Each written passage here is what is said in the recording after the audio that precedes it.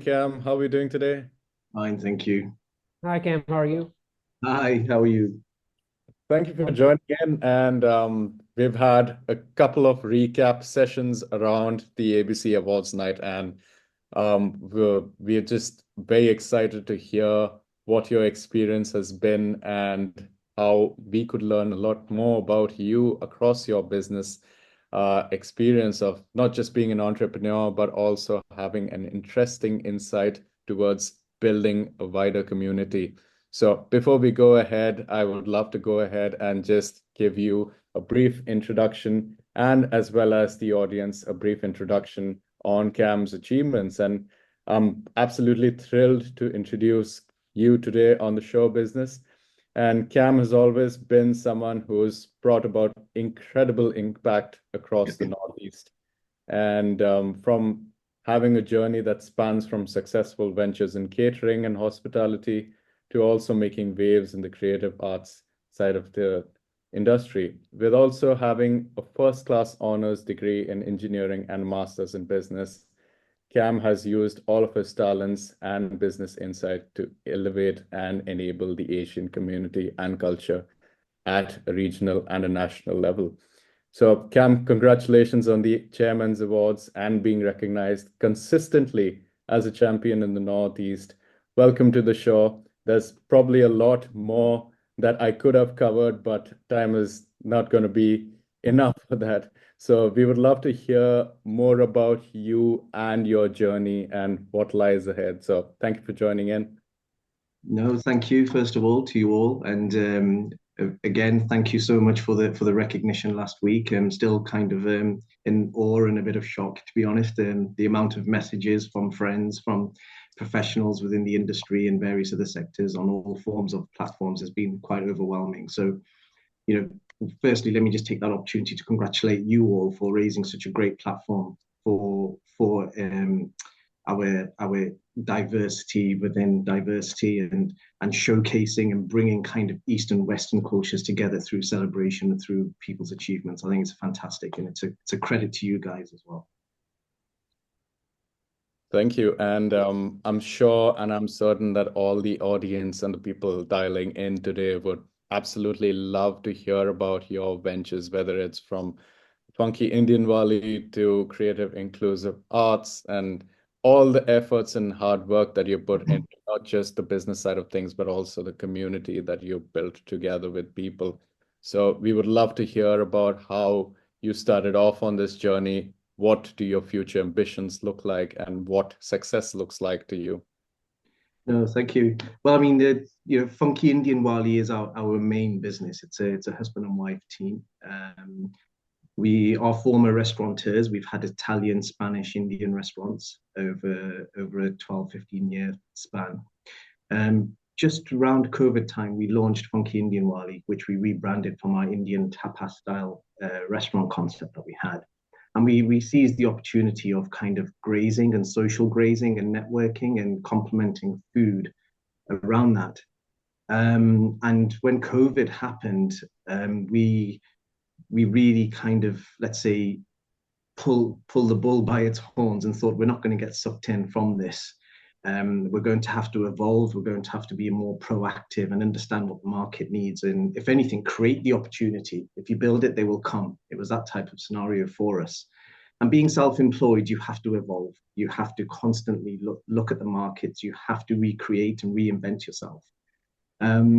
So we started with that, and to fast track where we are now with Funky Indian Wali, we are kind of one of the region's leading corporate fusion Asian event catering companies. We have contracts with numerous venues across the region.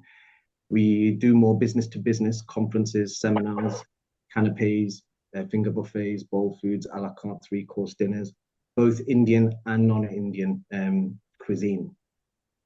Our sister company, which is CIA Events, which is what obviously last week was possibly mostly more recognized for, is creative inclusive arts. We're very passionate about the region. We're very passionate about our people. And for us, it's all about bringing communities together to celebrate unity within diversity. And the way we do that is through arts, culture, and music. And we, over the last 12 years, we've worked very hard. And I think people see the glory side of the business. They see they see the extravagant shows, they see the sexiness that's attached to all that side, but they do not realize the amount of effort and work behind the scenes that comes into these type of events.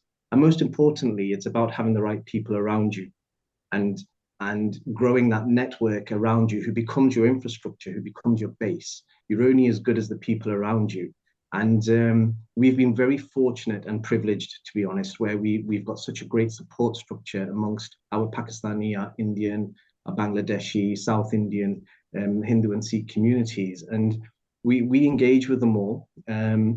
We try to raise the profile and deliver very high profile kind of polished events to the city, building on what's already here. And there's a great network and an infrastructure of arts and cultural events in the region. But what we lacked in was bringing high profile A-list Bollywood, Pakistani and Indian artists to the region. So we've worked very, very hard in that. Our biggest achievement to date was Ustad Rahat Ali Khan last year, which was a sold out show at the O2 City Hall. We've delivered obviously Gurdas Maan, Satinder Sartaaj, Javed Ali. We're in talks for Kumar Sanu for 2025 for the region. Whether that happens or not, we're not too sure. But we've got another 2 or 3 Bollywood shows lined up. And again, it's about bringing people together under one roof. It doesn't matter who you are, where you're from, what walk of life you are. We come into this world with nothing. We leave this world with nothing. The only thing we leave is with legacy. And I think, you know, similar to what Uma's doing with ABC, with yourselves, it's about creating a legacy and inspiring and aspiring other younger individuals, our younger generation, our future, to kind of carry on where we're leaving off and building that momentum. The other avenue of CIA is we work closely with stakeholders in the region, so local authorities, Northeast Screen. We've worked very closely on 2 Bollywood film shoots. The most recently one was this month, actually, which was quite a big project. It was Houseful 5 installment. So we've had the likes of Abhishek Bachchan, Akshay Kumar, Kirti, and they've all been in Newcastle. Very hush-hush, very undercover, but they did a 2-day shoot here in the region, which again, you know, it's a massive thing to bring this type of opportunity to the region and the wealth that it creates, and the contribution that makes to the local economy via hotels, via restaurants, via the supply chain. And we're working with many production houses now to kind of negotiate Newcastle, Sunderland, Tynemere, even Middlesbrough, as far as Teesside, Durham, as an area of Bollywood film shoots. It's something that we've lacked in. They come as far as kind of Bradford, Leeds, Hull area, and then they forget about us and then go all the way to Glasgow, Edinburgh. So why not here? So now that we've built that credibility within the music and arts industry at a top level, we can now kind of facilitate them negotiations and then conversations, which is what we're working on furthermore with a couple of other production houses for 2025. The third element of CIA is programming. So we work with the local authorities. We work with Durham Cricket Club very closely. There's the One Day International India v England match happening on July the 22nd, I believe. So CIA will be delivering a program of entertainment that coincides with the match for that. And again, it's about celebrating culture and bringing kind of Asian and non-Asian people together through kind of music and arts and culture. So in a nutshell, that's what we do. It's a passion. CIA, it's more of a hobby. But it's a calculated one. It's a strategic one. We work at a top level. Like I said before from the start, we're only as good as the people that we have around us, and we're very fortunate that we've got some good people where, you know, with certain events or certain concerts, if we need that extra support or structure to build a team around it, they all hurdle around us and we make it happen. And CIA, it is a voice. It's more of a force. It's a voice. It doesn't really the benefit that we do with this is any profits that kind of the events or shows make, we reinvest it to the next project, or kind of reinvest it to something else that will have an impact on the region. And it's something that we're strongly passionate about and that we believe in. Excellent. And it's a lot to soak in, and there's so much that you're doing all at once. It's exciting. Excellent. And it's almost unnoticeable that how music and entertainment brings that culture together and brings it's almost one of the most important parts of culture and community that brings everyone together. So your efforts of getting these brilliant artists together and getting these brilliant people together is in some shape or form very significantly built towards that community building. And that is one aspect of everything. The other aspect, which now brings us into a good segue to take this conversation up, would be how would you suggest and how would you advise new business owners or new business professionals looking towards building a career in either event management or hospitality? What would your top 3 tips be, and what would you suggest is the key to success? Okay, so let's start with the top 3. You're putting me on the spot here, but I think first thing's brand. I think a lot of people, especially within our community, they don't emphasize on brand and marketing. They don't actually understand that, and the power of your brand is so powerful out there. The perception that you give in your marketing, you really need to emphasize a lot on that, and we do that heavily with TFI and CIA. It's for us, it's all about the brand. It's not about us. It's it's very rare you'll see kind of us on stage, or you'll see us kind of standing anywhere to take the limelight. For us, it's all about the brand itself. So you create that logo, create that slogan, create that message within your brand, and invest in it. The second thing is, don't compete on price, compete on quality. Create your unique selling point. You want to have that competitive advantage within the marketplace. Do your research, have a look at what's out there, and see how you can complement it. So when you're complementing it, you're creating your own niche, you're creating your own market. And at the same time, what you'll find is your other competitors around you, they will kind of endorse you in what you're doing. I think the biggest problem is a lot of people, they think, okay, well, if he's doing this product for X price, we'll sell it for Z price and we'll get the business. It doesn't work like that. You're only killing yourselves, to be honest. And we've all got families to feed, we've got bills to pay, and it's not easy being self-employed anyway in the current climate and market. So the more you kind of work together with your supply chain as well as your market competitors, I think you're in a better situation for the long term.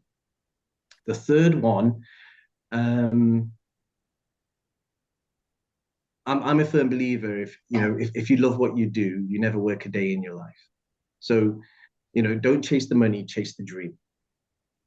If you're in it for the money, you'll make quick money short term. But if you want to be in this for the long term, you've got to put your love, life, and passion behind this, and that has to reflect through your work. At the end of the day, it's your work that does the talking, not yourself.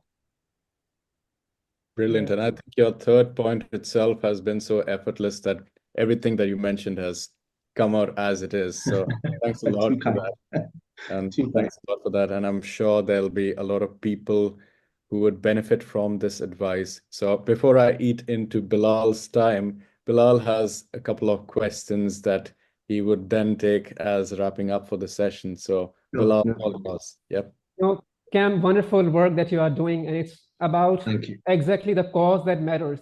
Award comes itself, and you have been a winner of Chairman's Award, but it was a cause that really mattered, and I think I so much resonate with your sentiments. But what drives you? Whatever you are doing right now is so amazing, but why you do it? What is the driving factor, for us to take home this lesson, this message from you, your success journey, that, this is a that you had over the years, and now you are standing here, talking to us. So just share briefly, and what has been that success journey? What is success to you and the drive? I think what drives me is giving people experiences, whether it's through our food. When I work with Nidhi, who's my wife and my business partner, she's the head chef. I'm not going to deny that. She deserves that credit where it's due. And we're a husband and wife team. We work together, we cook together, we build the business together. We've got a great team under us. But with both Funky Indian Wali and CIA, I think what drives us is we're hospitality people. And it's about creating experiences, giving something to somebody that they've not had before. And what drives us then even more is the feedback that we're given. And you're only as good as your last event or your last food catering service that you provide. And, with God's grace, we've got some brilliant corporate A-list clients. We've catered for Rolex. We're in talks with Aston Martin headquarters now. We've done Greg's PLC. We've got the contracts with some Discovery Museum, Hancock Museum, and I think what's driving us is when you come into this world with nothing, and you can build something out of nothing. That's the biggest achievement in life, and I think what drives us to do that is proving that you can do something from nothing. And if we can do it, then anybody can do it. I mean, I had no experience of concerts and events, but it was a passion. I've always loved concerts and events. And I was multicultural officer at the university in my first year. Then I got voted in for the second year because they loved what we were doing. And that was probably 25 years ago. And I'm showing my age now. But ever since then, the buzz and the feedback and the excitement you get from that, it actually makes you very emotional when you see that whole jigsaw come together on the night of the show. And I think the bottom line is, which I said right at the start, it's about creating them experiences and seeing them expressions on people's faces and that happiness and joy. It really drives us to kind of build on our last event. Thank you, Kam. And lastly, what is inclusion to you in just one or two sentences? We have running out of time. So what is exactly inclusion for you? Inclusion for me, it's just bringing everyone together from all walks of life and celebrating the most important thing, which is unity. And there's enough for everybody in this world, and sharing is caring. Amazing. And we hope that we will be having this long-term relationship where we'll be taking help from you wherever required, and your guidance. And certainly, as I said, it's like all together combined efforts that we are here at ABC. So thank you so much, Kam, for joining us, and wish you all the best in your journey ahead. Thank you very much, and God bless you all. And definitely we look forward to working with you guys.